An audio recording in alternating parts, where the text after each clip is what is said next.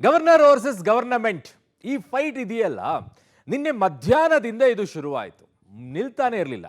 ಈ ಹಿಂದೆಯೂ ಕೂಡ ಈ ವಿಚಾರದಲ್ಲಿ ಆಗಿದೆ. ಅದೇನು ಅಂತಂದ್ರೆ ರಾಜ್ಯ ಸರ್ಕಾರ ಕಳಿಸಿದಂತಹ ಬಿಲ್ಗಳ ವಿಚಾರದಲ್ಲಿ ಕೆಲವೊಂದಿಷ್ಟು ಕೇಳಬೇಕಾದ್ರೆ ಸರ್ಕಾರ ಒಂಥರ ಇರಿಟೇಟ್ ಮಾಡ್ಕೊಳ್ತಾ ಇದ್ದಿದ್ದು.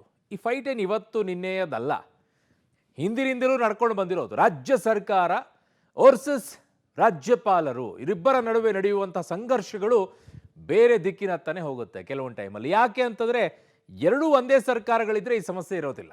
ಕೇಂದ್ರದಲ್ಲೂ ಅದೇ ಸರ್ಕಾರ, ರಾಜ್ಯದಲ್ಲೂ ಅದೇ ಸರ್ಕಾರ ಇದ್ದಾಗ ಈ ಸಮಸ್ಯೆಗಳಿರೋದಿಲ್ಲ. ಆ ಬಾಂಡಿಂಗಲ್ಲಿ ಹೋಗ್ತಾ ಇರುತ್ತೆ.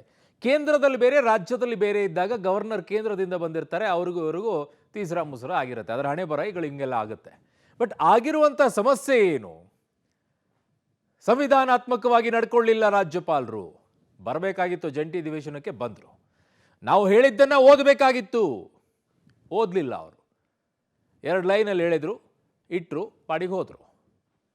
ತಪ್ಪಾ ಅನ್ನೋದು ಈಗ ಕಾನ್ಸ್ಟಿಟ್ಯೂಷನ್ ಬೆಂಚಿಗೆ ಹೋಗಬೇಕಾಗತ್ತೆ, ಸುಪ್ರೀಂ ಕೋರ್ಟಿಗೆ. ಆ ನಿಟ್ಟಿನಲ್ಲಿ ಸರ್ಕಾರ ಏನಾದರೂ ಹೆಜ್ಜೆ ಇಡ್ತಾ ಇದೆಯಾ ಸುಪ್ರೀಂ ಕೋರ್ಟಿಗೆ ಹೋಗೋಕ್ಕೆ ಅನ್ನುವಂಥ ಒಂದಿಷ್ಟು ಪ್ರಶ್ನೆಗಳು ಬರುತ್ತೆ. ಸರ್ಕಾರ ಯಾವ ಹೆಜ್ಜೆಯನ್ನು ಇಟ್ಟಿದೆ ಆ ವಿಚಾರದಲ್ಲಿ ಅನ್ನುವಂಥ ಒಂದಿಷ್ಟು ಪ್ರಶ್ನೆಗಳು. ಇದರ ಮಧ್ಯದಲ್ಲಿ ಒಬ್ಬ ರಾಜ್ಯಪಾಲರು ಅಧಿವೇಶನಕ್ಕೆ ಸದನದ ಒಳಗಡೆಗೆ ಬಂದಾಗ, ಗೌರವ ಕೊಟ್ಟು ಕರ್ಕೊಂಡು ಬಂದಾಗ ಅವ್ರನ್ನ ಕಳಿಸ್ಬೇಕಾದ್ರೆ ಅಗೌರವದಿಂದ ನಡ್ಕೊಂಡಿರುವಂಥ ವಿಚಾರದಲ್ಲೂ ಕೂಡ ಈಗ ಪ್ರಶ್ನೆಗಳೇ ಎದ್ದೇಳ್ತಾ ಇವೆ. ಹಾಗಿದ್ದಾಗ ಇವತ್ತು ಯಾವ ರೀತಿಯಾಗಿ ಗೌರವ ಕೊಟ್ಟರು, ಅಗೌರವವನ್ನು ತೋರಿಸಿದ್ರು, ಸ್ಟೋರಿ ನೋಡಿ ಗೊತ್ತಾಗುತ್ತೆ. ರಾಜ್ಯ ಸರ್ಕಾರ ವರ್ಸಸ್ ರಾಜ್ಯಪಾಲರು ವಿಶೇಷ ಜಂಟಿ ಅಧಿವೇಶನದಲ್ಲಿ ಭಾರಿ ಹೈಡ್ರಾಮಾ. ಭಾಷಣ ಮೊಟಕುಗೊಳಿಸಿ ಗವರ್ನರ್ ನಿರ್ಗಮನ. ಗೆಹ್ಲೋಟ್ ನಡೆಗೆ ಕೈ ಸದಸ್ಯರ ತೀವ್ರ ಆಕ್ಷೇಪ. ಬಿಜೆಪಿ ಆಡಳಿತೇತರ ದಕ್ಷಿಣದ ರಾಜ್ಯಗಳಲ್ಲಿ ರಾಜ್ಯಪಾಲರು ವರ್ಸಸ್ ಸರ್ಕಾರದ ಮಧ್ಯೆ ಸಂಘರ್ಷ ದಿನೇ ದಿನೇ ಜೋರಾಗ್ತಿದೆ. ಕೇಂದ್ರದ ವಿರುದ್ಧ ಭಾಷಣ ಮಾಡಲು ಒಪ್ಪದೆ ತಮಿಳುನಾಡು, ಕೇರಳ ರಾಜ್ಯಗಳ ರಾಜ್ಯಪಾಲರು ಭಾಷಣವನ್ನ ಬಹಿಷ್ಕರಿಸಿದ ಬೆನ್ನಲ್ಲೇ ಕರ್ನಾಟಕದಲ್ಲೂ ಕೂಡ ರಾಜ್ಯಪಾಲರು ಭಾಷಣವನ್ನ ಅರ್ಧಕ್ಕೆ ಮೊಟಕುಗೊಳಿಸಿದ್ದಾರೆ. ವಿಧಾನಮಂಡಲ ಜಂಟಿ ಅಧಿವೇಶನದಲ್ಲಿ ಕೇಂದ್ರ ಸರ್ಕಾರದ ವಿರುದ್ಧ ಕಠಿಣ ಶಬ್ದಗಳನ್ನು ಬಳಸಿ ವಾಗ್ದಾಳಿ ನಡೆಸಿರುವುದರಿಂದ ಭಾಷಣ ಮಾಡುವುದಕ್ಕೆ ಗವರ್ನರ್ ನಿರಾಕರಿಸಿದರು. ಇವತ್ತು ಅಧಿವೇಶನಕ್ಕಾಗಮಿಸಿದ ರಾಜ್ಯಪಾಲ ಥಾವರ್ಚಂದ್ ಗೆಹ್ಲೋಟ್ ಕೇವಲ ಆರಂಭಿಕ ಸಾಲುಗಳನ್ನಷ್ಟೇ ಓದಿ ನಿರ್ಗಮಿಸಿದರು. मुझे कर्नाटक विधानमंडल के एक और संयुक्त सत्र को संबोधित करते हुए हर्ष की अनुभूति हो रही है। कुल मिलाकर राज्य की आर्थिक, सामाजिक और भौतिक विकास की गति 2 गुना करने के लिए मेरी सरकार पूरी तरह प्रतिबद्ध है। जय हिंद, जय कर्नाटक।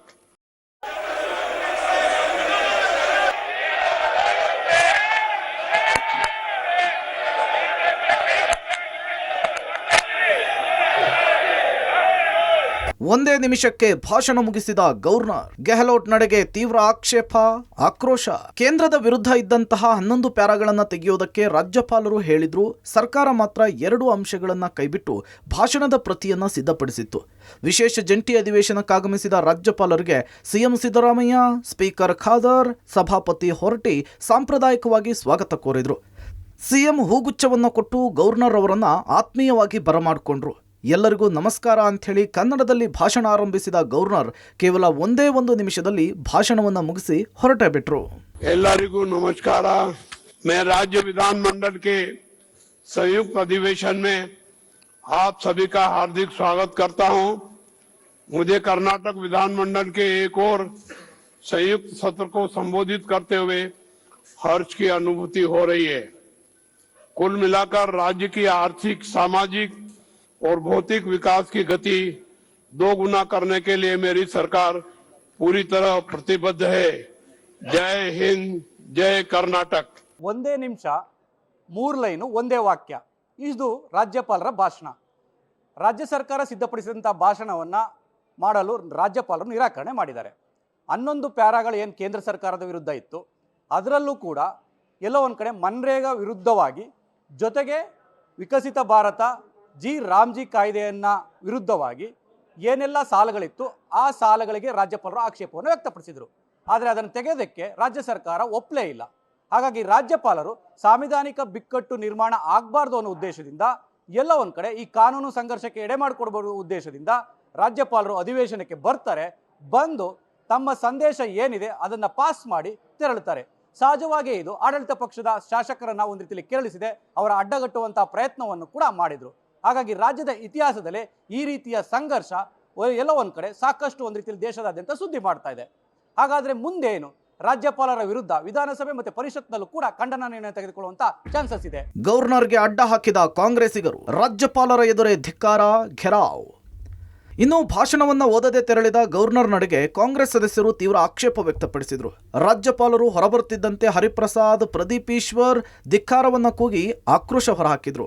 ರಾಜ್ಯಪಾಲರನ್ನ ಮುಂದೆ ಹೋಗದಂತೆ ಅಡ್ಡ ಹಾಕಿದ ಎಂಎಲ್ಸಿ ಹರಿಪ್ರಸಾದ್ ಬೆರಳು ತೋರಿಸಿ ಎಚ್ಚರಿಕೆಯ ಸನ್ನೆ ಕೊಟ್ಟರು. ಘೋಷಣೆಯನ್ನು ಕೂಗಿ ಪ್ರತಿಭಟನೆ ನಡೆಸಿದ್ರು. ನೂಕುನುಗ್ಗಲಿನ ವೇಳೆ ಎಂಎಲ್ಸಿ ಹರಿಪ್ರಸಾದ್ ಬಟ್ಟೆ ಹರಿದು ಹೋದಂತಹ ಘಟನೆ ಕೂಡ ನಡೆದಿದೆ.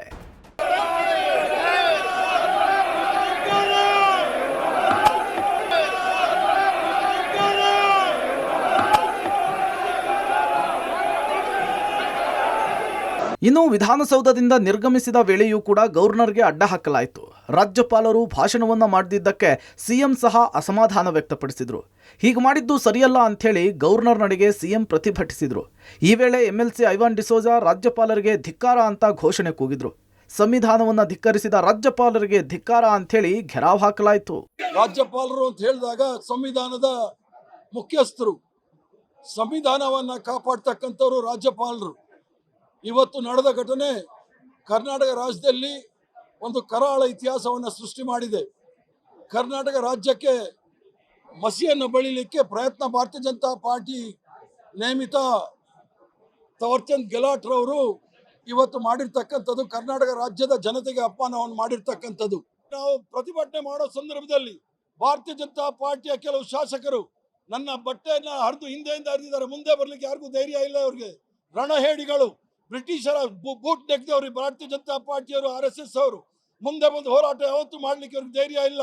ಗವರ್ನರ್ ಮೂಲಕ ಕರ್ನಾಟಕ ರಾಜ್ಯದ ಹೆಸರಿಗೆ ಮಸಿ ಬಳ್ಳಿಕ್ಕೆ ಪ್ರಯತ್ನ ಮಾಡ್ತಾ ಇದ್ದಾರೆ.